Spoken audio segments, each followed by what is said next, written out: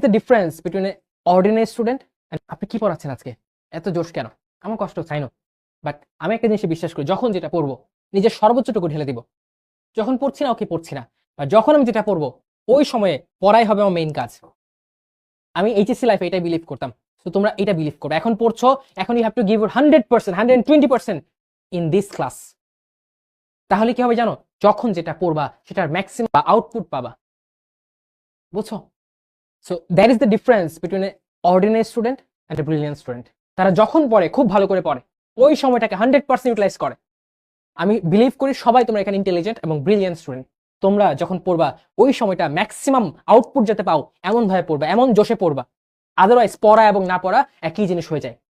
এমন হয় না যে ভাই অনেকক্ষণ পড়ছি বাট কি পড়লাম হিসাব মিলাইতে পারছি না, খুবই অল্প সংখ্যক দেখা যাচ্ছে হিসাবের খাতায় অল্প কিছু পড়া হয়েছে। কারণ কি? তুমি 100% ডেভোটেড থাকো না পড়াশোনায়, এই জন্য সারাদিন পড়ছো বাট রেজাল্ট আসতেছে না। বাট পাশে একটা ছেলে হয়তো সারাদিন পড়ছে না, সে খেলাধুলাও করছে, বাট যখন পড়ছে খুব ভালো করে পড়ছে, ডেভোটেড ওয়েতে পড়ছে, তখন সে অল্প পরি ভালো রেজাল্ট পাচ্ছে। তো দ্যাট ইজ দ্য ডিফারেন্স।